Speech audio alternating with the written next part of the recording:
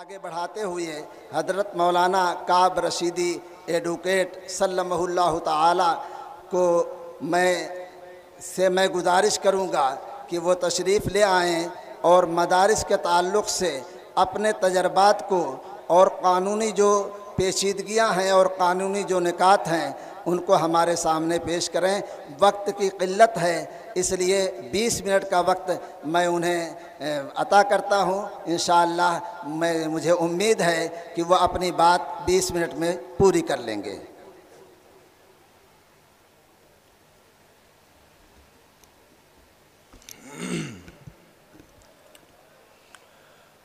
بسم اللہ الرحمن الرحیم، الحمد للہ رب العالمین، والصلاة والسلام على رسوله النبی الکریم وعلى آلہ وصحبہ اجمعین وعلى من تبعهم بإحسان إلى يوم الدین، اما بعد۔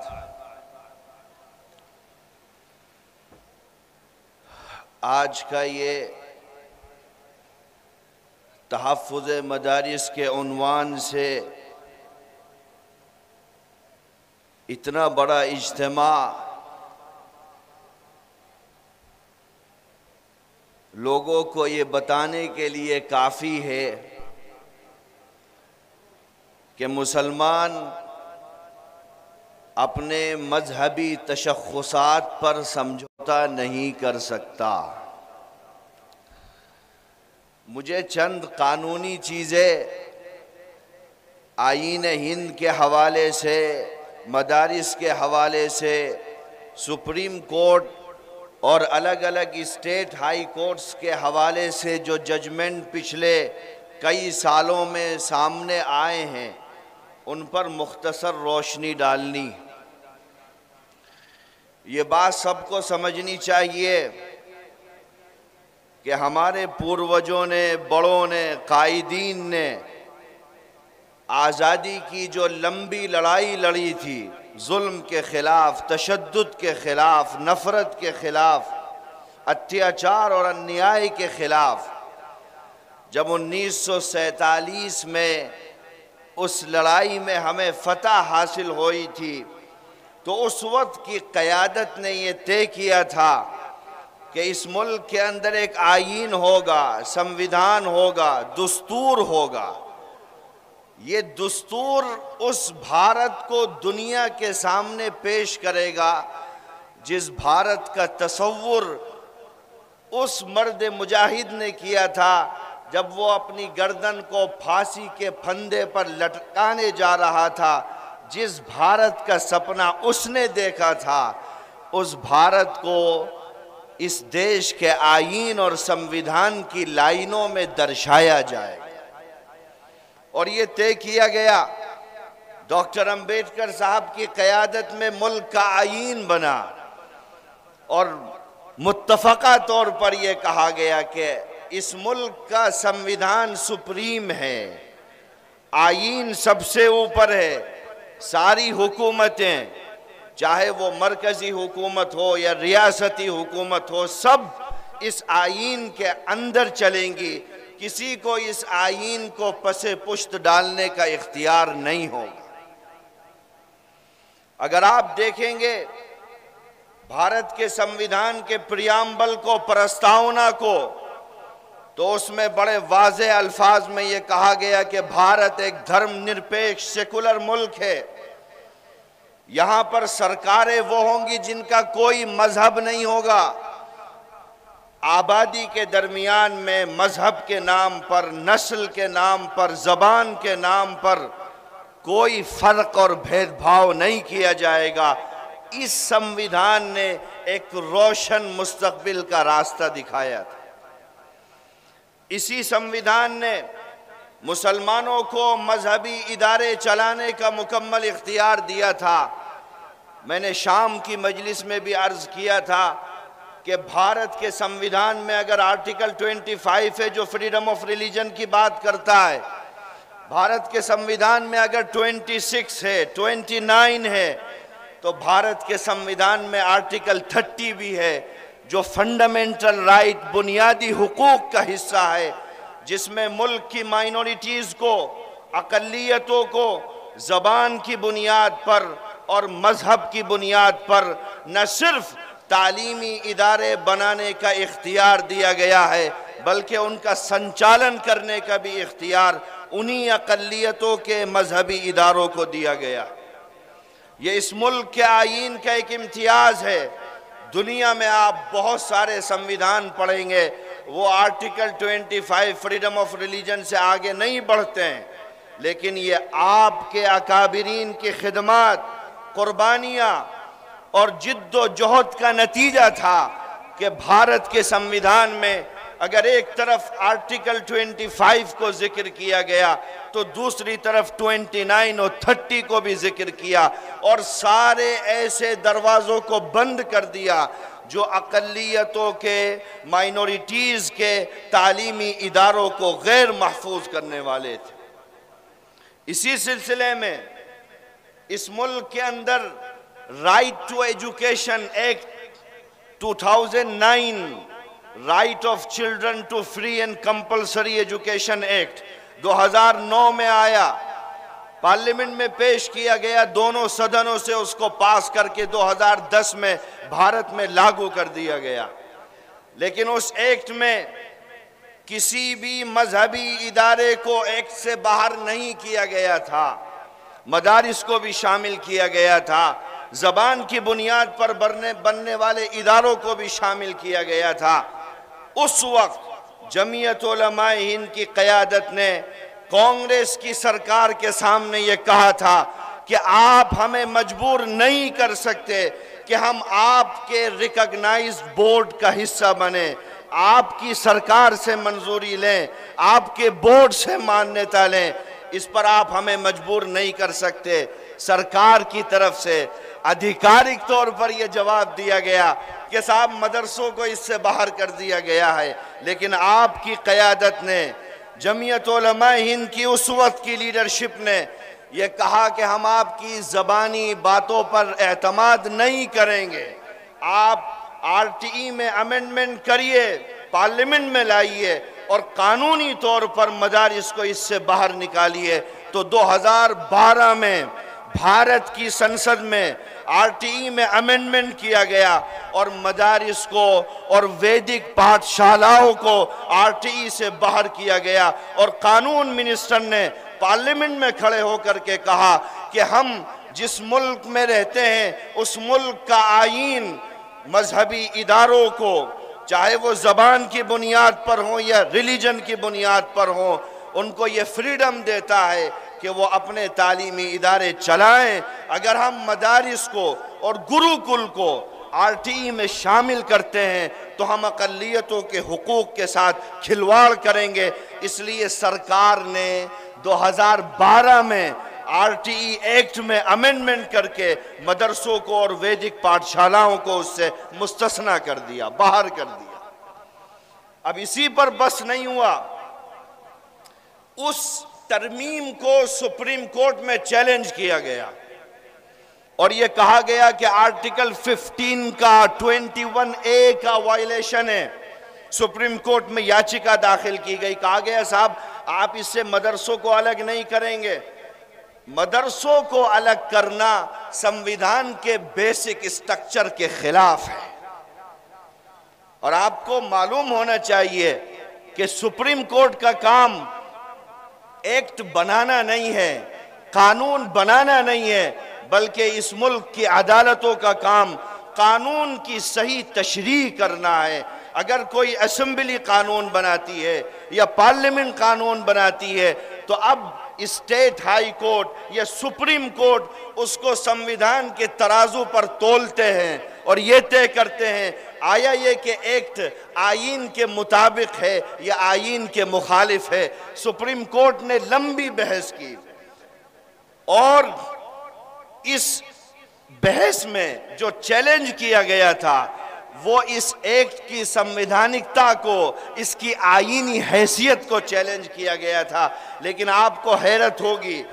سب کو معلوم ہونا چاہیے کہ 2014 میں सुप्रीम कोर्ट की 5 जजों की बेंच ने परमावती educational and cultural trust versus union of India case में सुप्रीम कोर्ट के 5 जजों की बेंच ने यह फैसला दिया कि आरटीई एक्ट से मदारिस और वैदिक पाठशालाओं को निकालना ये भारत के संविधान के बेसिक स्ट्रक्चर को डैमेज नहीं करता है, बल्कि इस मुल्क के कॉन्स्टिट्यूशन ने माइनॉरिटीज को जो इख्तियार दिया है मजहब की बुनियाद पर, उस इख्तियार की हिफाजत करता है। अमेंडमेंट भी हुआ, सुप्रीम कोर्ट ने मोहर भी लगा दी, वाज़ेह कर दिया 224 की तरह कि इसमें कोई आपकी आईनी हैसियत मजरूह नहीं हो रही है। और 5 जजों की बेंच के फैसले के बाद मामला शांत पड़ गया। फिर दोबारा कोई चैलेंज किसी स्टेट हाई कोर्ट में नहीं किया गया या सुप्रीम कोर्ट में नहीं किया गया। उसके बाद उत्तर प्रदेश में 23/10/2023 को मुजफ्फरनगर, अमेठी, रायबरेली समेत 17 डिस्ट्रिक्ट में आरटीई के नोटिस मदरसों को दिए गए। जमीयत उलमा उत्तर प्रदेश के सदर मोहतरम के हुक्म पर हमारी पूरी लीगल सेल ने उसका जवाब तैयार किया। और आपको हैरत होगी, उन्होंने 3 दिन का वक्त दिया था, या तो मान्यता ले लो या मदरसों को बंद कर दो। हमने जब जवाब दिया कि आरटीई एक्ट में हम बाहर हैं, सुप्रीम कोर्ट का जजमेंट ये है, तो 3 दिन के अंदर जिन सरकारी अधिकारियों ने नोटिस दिया था, दूसरे दिन उन्होंने दूसरा नोटिस दिया और अपने पिछले नोटिस को रद्द कर दिया। जमीयत उलमा उत्तर प्रदेश के इस काम से 2023 में लगभग 35 मदारिस को रिलीफ मिली, और उन्होंने ही दी है। एक दिन नोटिस दिया, दूसरे दिन रद्द कर दिया। उसके बाद फिर मामला आगे बढ़ा और 2024 में लाइन बदल करके, अब आरटीई एक्ट में तो कुछ बचा नहीं, तो अब एनसीपीसीआर वाली लाइन से दोबारा मदारिस को परेशान किया गया। बड़े पैमाने पर मदारिस के खिलाफ एक्शन लिया गया, बंद किया गया। उस वक्त जमीयत उलमाए हिंद की क़यादत सामने आई और उत्तर प्रदेश के लीगल सेल ने इस पर काम किया, सभी नोटिस को जमा किया और हम सुप्रीम कोर्ट गए और सुप्रीम कोर्ट के सामने हमने यही चीज़ें रखी जो मैं आपके सामने बोल रहा हूँ कि साहब ये खुली हुई डॉक्टर अंबेडकर के संविधान की रूह पर आक्रमण है और हमें जो इख्तियारात और अधिकार भारत के आईन ने दिए हैं उन अधिकारों से हमें महरूम किया जा रहा है। आपको हैरत होगी कि एनसीपीसीआर के सभी नोटिस को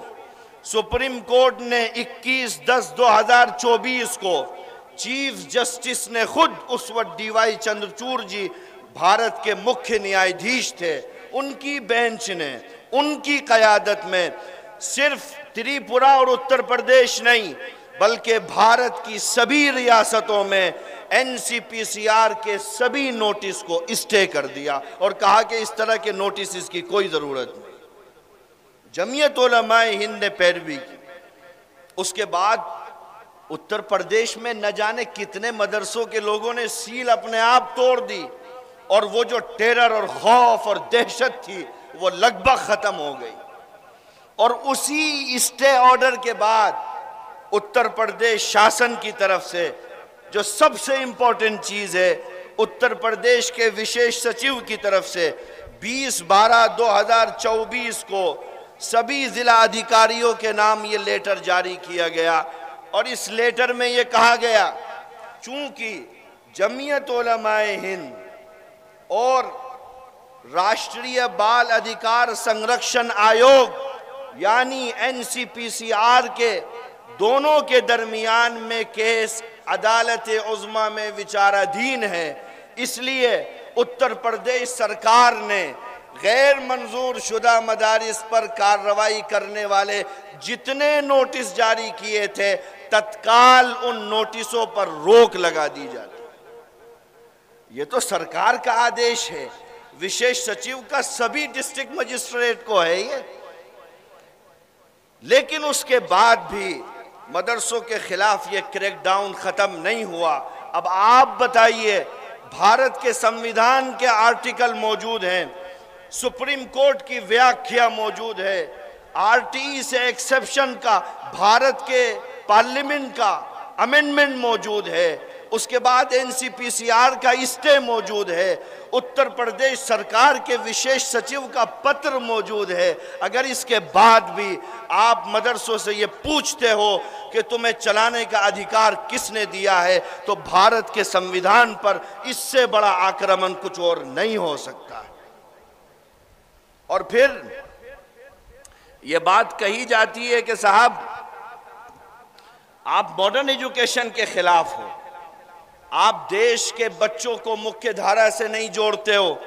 آپ کو پوچھنا چاہیے، بلند آواز میں پوچھنا چاہیے کہ بتاؤ بھارت کو آئی آئی ٹی کس نے دیا؟ اس دیش کے ایجوکیشن سسٹم کی بنیادوں کو مضبوط کرنے والی آئی آئی ٹی اگر بھارت میں کسی نے بنائی ہے تو مولانا ابوالکلام آزاد نے بنائی ہے، جو کسی کالج اور یونیورسٹی سے پڑھ کے نہیں آئے تھے بلکہ انہی مدارس اسلامیہ کا پروڈکٹ تھے۔ آپ پوچھئے دنیا سے، یونیورسٹی گرانٹ کمیشن کس نے بنایا ہے؟ یہ جو آر ٹی ای کی بات کرتے ہیں، اس آر ٹی ای کا پرپوزل بھی مولانا آزاد نے 1947 میں رکھا تھا۔ آپ پوچھئے کہ دھرم کے نام پر جب دو ملکوں کو بنایا جا رہا تھا تو ٹو نیشن تھیوری کو ریجیکٹ کرنے والے مولانا حسین احمد مدنی بھی انہی مدارس کے پروڈکٹ تھے۔ آپ کہتے ہو مدرسے ماڈرن ایجوکیشن کے خلاف ہیں، یہ دیش کو مکھیہ دھارا میں پہنچنے سے روکتے ہیں۔